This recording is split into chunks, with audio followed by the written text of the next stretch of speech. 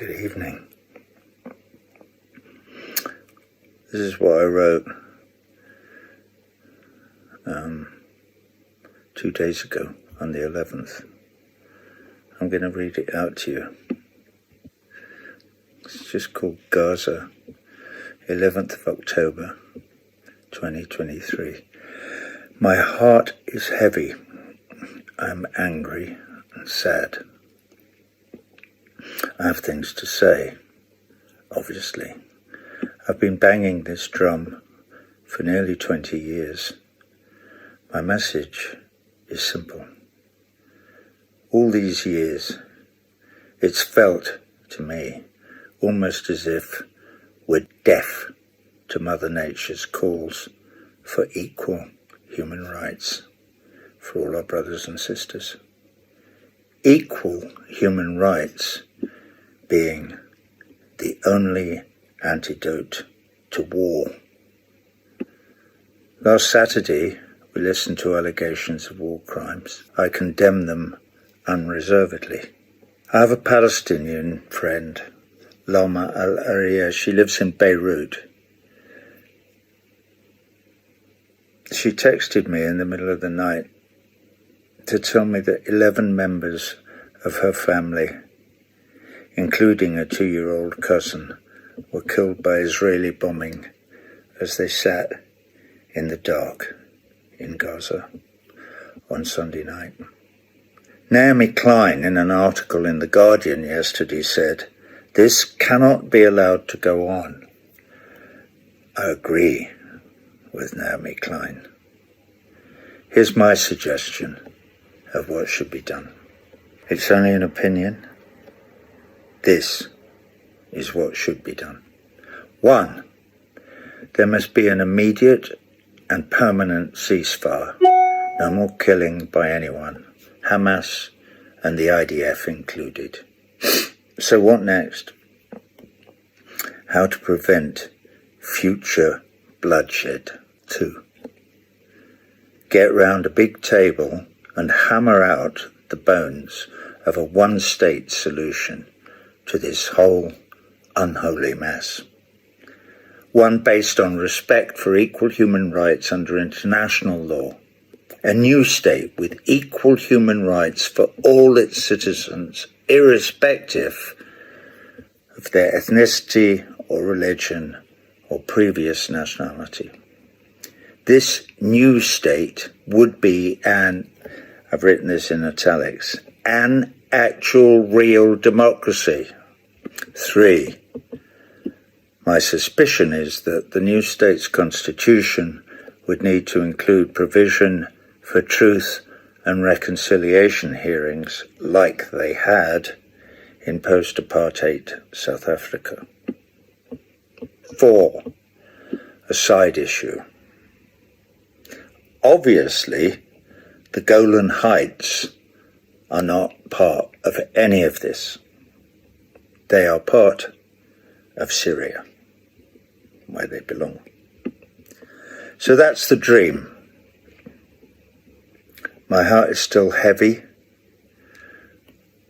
I weep for all my brothers and sisters in the Holy Land, Muslim, Christian, Jewish, Druze, agnostic, and atheist alike. Can we all look forward together to a world without war? Do we believe in universal human rights or not?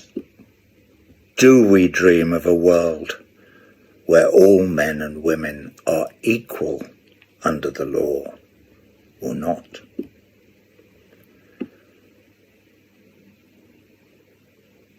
My father, 1914 to 1944, dreamed that dream. He died in Italy, fighting the Nazis to defend that dream. I dreamed that dream too. No ifs, no ands, no buts. I dream that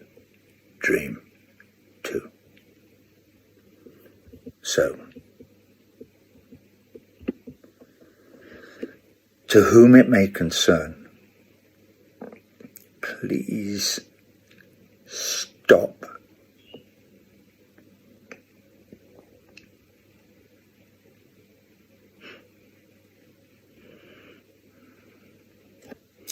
Lover. Good evening, ladies and gentlemen across our beautiful country of Canada, our friends around the world, in the known and unknown universe. Welcome back to your favorite Angry Canadian on Sunday, the 22nd day of October 2023. Well, I wasn't planning to make a video today, have a day off, Sundays have a day off, but it didn't happen that way. I watched George Galloway, which I try to catch fairly often, and if I don't catch it when it's on, you can watch it anytime on YouTube. And then there was a United States Formula Grand Prix, Formula One. And then this afternoon, the Seahawks were playing Arizona in Seattle. I kind of follow the Seahawks, but, I don't get too into it because they've disappointed me so many times. So I wasn't planning to make a video, but our world keeps evolving, and not in a good way. Every morning I get up, I go and check whether Israel has attacked Gaza yet. What is the U.S. doing? Why are there 2 aircraft carrier groups in the Mediterranean? China has ships coming in now. Russia, everyone is gearing up to see how the war is escalating, because I think everybody should be concerned about it. Not just about Israel and Palestine, Gaza, Hamas, but even what's happening in Ukraine and Russia. That seems to be just forgotten today. Poor Zelensky, I bet you he's just crying his little eyes out, wiping the tears with all the money the United States provided. But I got to tell you, I was really impressed with George Galloway's program today. Welcome and I'm to the Open including some of it with other clips. It's infanticide masquerading as war, and genocide. Joe Biden and crazy killer Kamala have already managed to kill thousands of women and children through the agency of Benjamin Netanyahu. And they want more. The U.S. Navy has steamed into the eastern Mediterranean, including 2 aircraft carriers. What could possibly go wrong off the offshore batteries of Hezbollah? The British Navy is on its way too, though unable to police the English Channel. It's out there in the eastern Mediterranean. So is the German Navy, which just arrived in Larnaca in Cyprus. So are the Dutch Marines. Netherlands have got Marines. Who knew? Winston Churchill and the boys in Dunkirk would have been very grateful for those some 85 or so years ago. Are we headed into World War III? Well, I did tell you that I have made the journey from the Israeli-Palestinian village of Megudu, which is the new name of Armageddon, to the fence at Gaza many times. It's less than 100 miles. Are we all now headed to make that in the opposite direction? Thousands of women and children have now been murdered. They didn't die, BBC, they were killed. In fact, they were more than killed. They were murdered. They were murdered as a deliberate act of killing. And when I hear Western politicians, to whom I shall turn in a minute, say that Israel can be relied on to do its best, everything it can, said a British government minister on television this morning, to avoid civilian casualties, I've got to wonder at how they can keep a straight face, because the rest of us in our hundreds of millions have seen the precise opposite over the last 2 weeks. You cannot avoid civilian casualties when you bomb a residential building. You cannot avoid civilian casualties when you bomb a hospital. You cannot avoid civilian casualties when you bomb a marketplace. You cannot avoid civilian casualties when you rain down almost 10,000 bombs in the course of 2 weeks.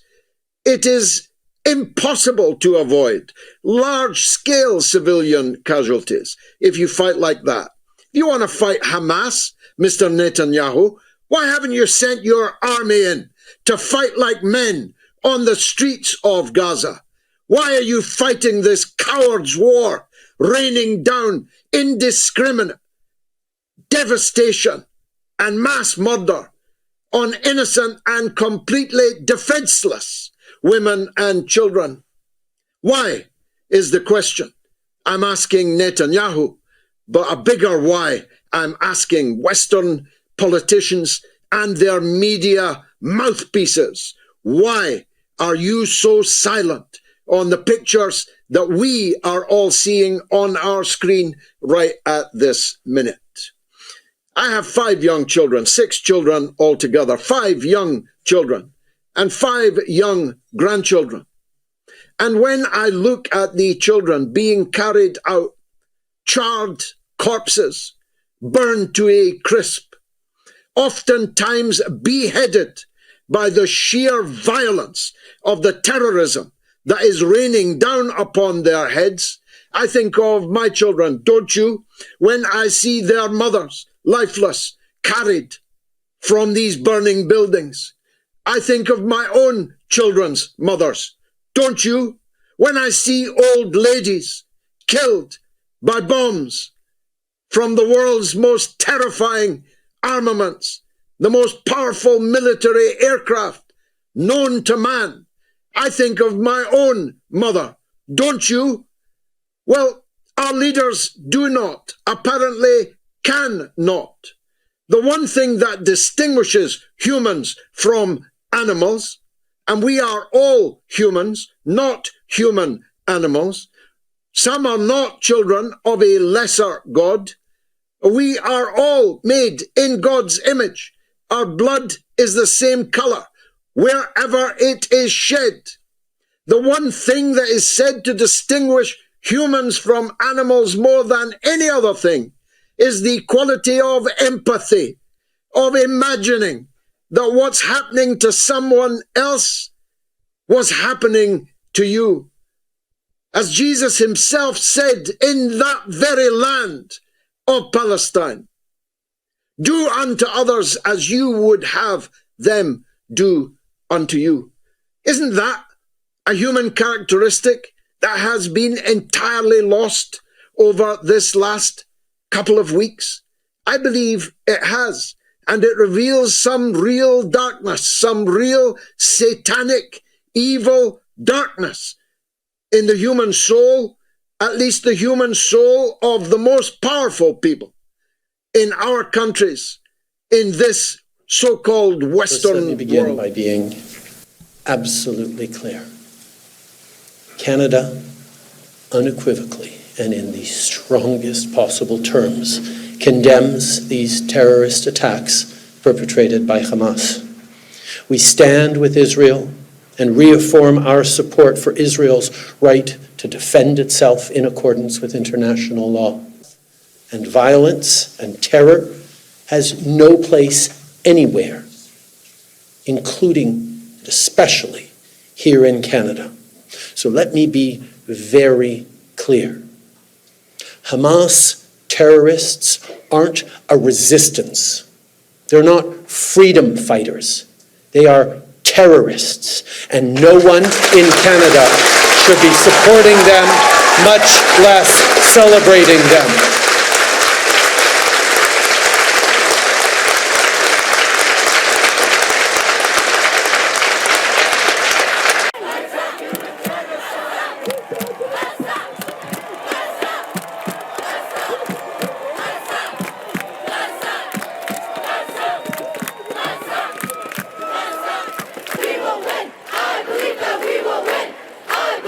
We will win. I believe that we will win. I believe that we will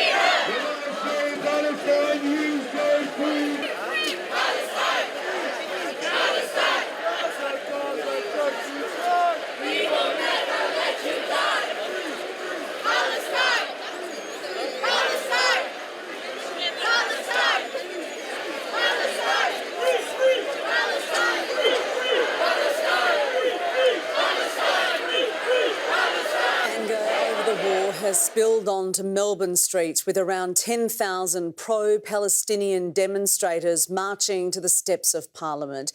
There were a few tense moments as protesters were met by a heavy police presence. Blanketing the steps of the State Library, free Palestine! Palestinian supporters wanted to be heard. Palestine will be free! The crowd stopped traffic in the city. Israel and Gaza! Israel and Palestine! Israel and Palestine! As the protest marched down Swanston Street, a flare was lit in the dense crowd. Police pounced on the trouble spot, sparking a scuffle as emotions ran high. Those who continued on to Parliament said they were marching in solidarity with civilians in Gaza. We want the world to hear that Palestinians are humans. We're not animals. Many said they've been made to feel their pain isn't relevant. Nobody's created any space for us to grieve. The pain amongst Australian Palestinians and their supporters is real and palpable. No water, no electricity. People are dying in hospitals.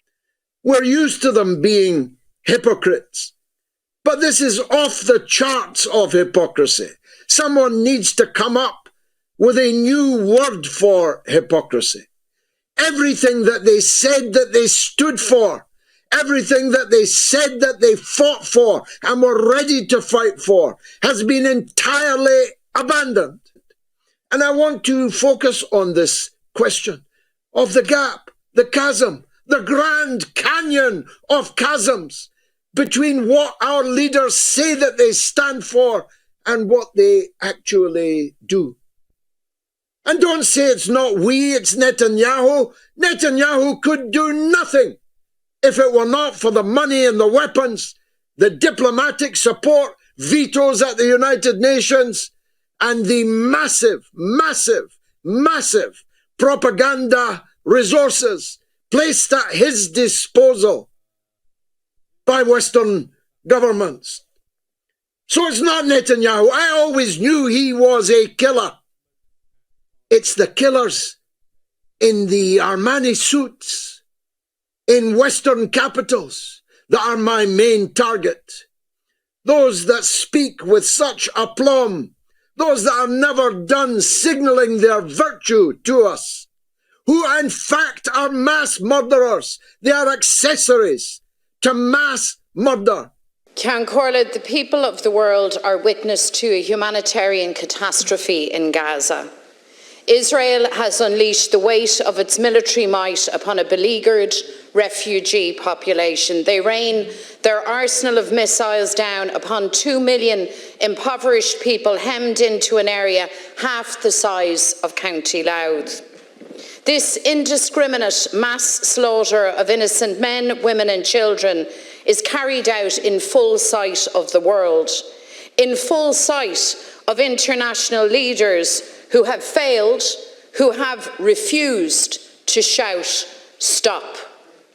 They see clearly the carnage and human rights violations inflicted on the people of Gaza. They have heard, indeed, the Palestinian people described as animals. They long know that Israel imposes an apartheid regime. And we in Ireland know all too well the pain and tragedy of colonisation, occupation, dispossession. We know we've known conflict and suffering. We've known war. We know peace. So there is no excuse, no pretense that we don't understand the playbook of the coloniser, the occupier, the oppressor. We carried that weight and trauma for centuries, and we still work to this day to reconcile, to heal divisions, and to bring people together. So our history now speaks powerfully to us. It calls on us to speak out, to act in defence of Palestine, to act for freedom and self-determination. It also tells us that Ireland can and must be a leading voice for dialogue, for a just settlement, for ceasefires and for peace. To paraphrase the words of a great peacemaker lost to us this week, we know that conflict can be solved through dialogue, and we know there is no excuse for conflicts to become eternal. As Palestinians pull their dead from the rubble and cry out to the heavens for justice, Gaza cannot become the graveyard of international law. Decimated Gazan neighbourhoods cannot become monuments to the international community's tolerance, acceptance, facilitation of Israel's violation of Palestinian basic human rights. And as we speak, Ceann Comhairle, the Gazan people face annihilation. Entire families are being wiped out. Hundreds of thousands displaced from their homes, their schools, hospitals and vital infrastructure obliterated. They are now running out of food. They are drinking unsanitised water in a desperate attempt to stay alive. Blockaded on all sides, cut off from medical supplies, from fuel and energy. Israel is laying waste to Palestinian life in Gaza with the imprimatur of some of the world's most powerful entities. It is with a combination of heartbreak and outrage that I join with all of you here today. Heartbreak for the innocent mothers, babies, grandparents, party-goers, peace activists who suddenly and inexplicably lost their lives at the hands of an unprecedented terrorist attack, and outrage at the attackers. And so, in starting my remarks tonight, let me be explicitly clear. Hamas is not a militant organization. It is not an activist organization. It is surely not a government. It is a sadistic, demonic, genocidal, terrorist death cult, and it must be defeated and destroyed.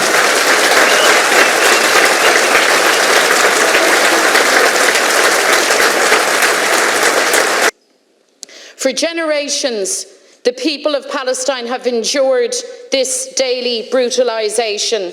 Their lands have been occupied and annexed, their people displaced, their homes and schools bulldozed to the ground, their sons and daughters executed and incarcerated, and their lives literally ravaged by apartheid. Israel acts with impunity, discarding international law, flouting UN resolution after resolution. And this current onslaught, this bombardment of collective punishment, is the horrible but very predictable crescendo of occupation, annexation and oppression. And as the people of Gaza cling to their very existence, the leadership of the international community must now resurrect those values they claim to hold dear. And so with one voice, we must call for immediate and full, lasting ceasefires. Unified, we must call on Israel to end its bombardment of Gaza and stop the indiscriminate slaughter. Together, with one voice, we must assert the primacy of international law and dialogue as the only basis for a just resolution and a foundation for a lasting and transformational peace. Ceann Comhairle, that is the only way that the children of Gaza and Ramallah and the children of Tel Aviv and Haifa will see the future they deserve, free of conflict, free of hatred, a life of peace led as full and equal citizens.